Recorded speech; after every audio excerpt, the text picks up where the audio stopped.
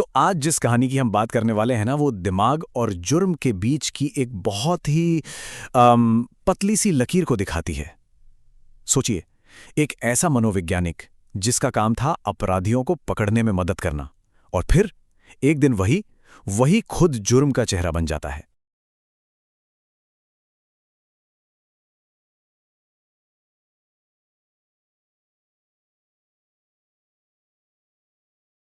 और पूरी कहानी की शुरुआत होती है इसी एक सवाल से। देखिए, ये कोई सीधी सादी मर्डर मिस्ट्री नहीं है। नहीं, ये एक कोशिश है ये समझने की कि कोई इंसान आखिर कातिल बनता क्यों है। तो चलिए जरा गहराई से देखते हैं इसे। तो कहानी हमें मिलवाती है इंस्पेक्टर आदित्य राव से। उनके हाथ में ना एक वीडियो है, और ये कोई आम वीडियो नहीं है। ये एक ऐसा सुराग है जिसने उन्हें पूरी रात सोने नहीं दिया है। बस यहीं से जांच का पहला सिरा पकड़ में आता है। उस वीडियो को बार बार देखने के बाद इंस्पेक्टर आदित्य एक बहुत ही चौंकाने वाले नतीजे पर पहुंचते हैं कि ये जो अपराधी है, ये कोई नया खिलाड़ी नहीं है। नहीं, ये कोई ऐसा है जो पुलिस के काम करने के तरीके को, मतलब पूरे सिस्टम को अंदर से जानता है। तो अब इसी थियरी पर काम करते हुए पूरी टीम पुरानी केस फाइलों को खंगालना शुरू कर देती है। वो लोग ऐसे मामलों की तलाश में हैं जिनमें कोई अजीब सा पैटर्न हो, कोई ऐसा लिंक जो आज तक किसी की भी नज़र में ना आया हो। और फिर धूल भरी फाइलों के ढेर में से एक नाम बार बार सामने आता है, डॉक्टर निखिल अरोड़ा। एक ऐसा नाम जो सिस्टम के लिए जाना पहचाना तो था, पर अब एक रहस्य बन चुका था। और यहीं पर कहानी में आता है सबसे बड़ा, सबसे चौंकाने वाला मोड़। पता चलता है कि डॉक्टर अरोड़ा कोई और नहीं बल्कि पुलिस के ही पूर्व सलाहकार थे, एक क्रिमिनल साइकोलॉजिस्ट। मतलब सोचिए, जो इंसान कभी अपराधियों का दिमाग पढ़ता था, आज वही मुख्य संदिग्ध है। टीम में से एक अफसर तो अपनी हैरानी छिपा ही नहीं पाता। ये खुलासा पूरी टीम को अंदर तक हिलाकर रख देता है। अरे, जो उनका गुरु था, उनका सलाहकार, वो उनका सबसे बड़ा दुश्मन बन गया है। लेकिन अब सवाल ये उठता है कि आखिर ऐसा हुआ क्यों? एक इतना काबिल मनोवैज्ञानिक अपराधी बना कैसे? इसका जवाब छिपा है डॉक्टर अरोड़ा की उसी पुरानी फाइल में, जिसमें एक ऐसा राज दफन है जिसे सिस्टम ने ही दबा दिया था।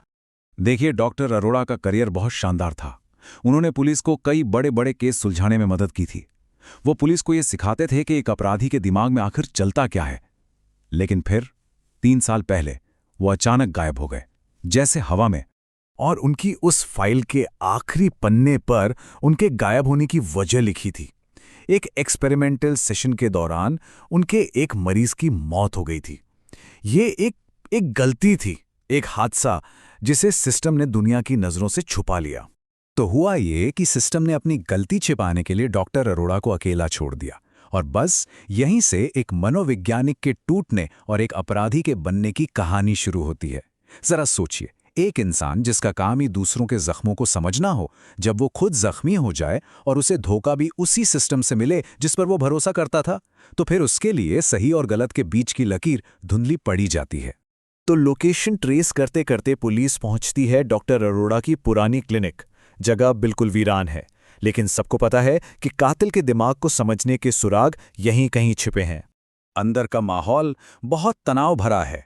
हर तरफ धूल है, टूटी फूटी चीजें, और सबसे डरावनी बात, दीवारों पर लिखे हुए कुछ शब्द जो डॉक्टर अरोड़ा की बदली हुई सोच की गवाही दे रहे थे। उन्हीं शब्दों में से एक लाइन थी, डर ही नियंत्रण है। ये सिर्फ एक वाक्य नहीं है, ये डॉक्टर अरोड़ा का नया मकसद है। अब वो डर को एक हथियार की तरह इस्तेमाल कर रहा है। और तभी टीम को एक छिपा हुआ कमरा मिलता है। अंदर का नजारा देखकर सब हैरान रह जाते हैं। दर्जनों स्क्रीन लगी हैं जिन पर शहर के अलग अलग हिस्सों की लाइव फुटेज चल रही है। मतलब डॉक्टर अरोड़ा सिर्फ अपराध नहीं कर रहा, वो सब कुछ देख रहा है, सब कुछ कंट्रोल कर रहा है। और फिर वो पल आ ही जाता है जिसका सबको इंतजार था। इंस्पेक्टर आदित्य और डॉक्टर निखिल अरोड़ा आमने सामने। अब शिकारी और शिकार के बीच की जो लकीर थी, वो पूरी तरह मिट चुकी है। यहां डॉक्टर अरोड़ा का मकसद बिल्कुल साफ हो जाता है। वो सिस्टम से बदला ले रहा है। उसका कहना है कि तुम लोगों ने ही मुझे सिखाया कि डर क्या होता है, और अब मैं दिखा रहा हूं कि ये डर काम कैसे करता है। और यहीं पर दोनों के बीच का सबसे बड़ा फर्क साफ दिखता है। इंस्पेक्टर आदित्य के लिए ये एक केस है, एक खेल है जिसे बस खत्म करना है। लेकिन डॉक्टर अरोड़ा के लिए नहीं, ये कोई खेल नहीं है, ये एक एक्सपेरिमेंट है, समाज और डर के बीच के रिश्ते को परखने का एक प्रयोग। और आखिर में इंस्पेक्टर आदित्य अपनी डायरी में लिखते हैं कि कातिल का चेहरा तो सामने आ गया है, लेकिन उसकी कहानी अभी बाकी है। ये अंत नहीं, बल्कि एक और भी ज्यादा बड़े और गहरे दिमागी खेल की शायद बस शुरुआत है। और यहीं पर यह पूरी कहानी हमें एक सवाल के साथ छोड़ जाती है कि क्या एक टूटा हुआ सिस्टम अपने जैसे और भी कातिल पैदा कर सकता है?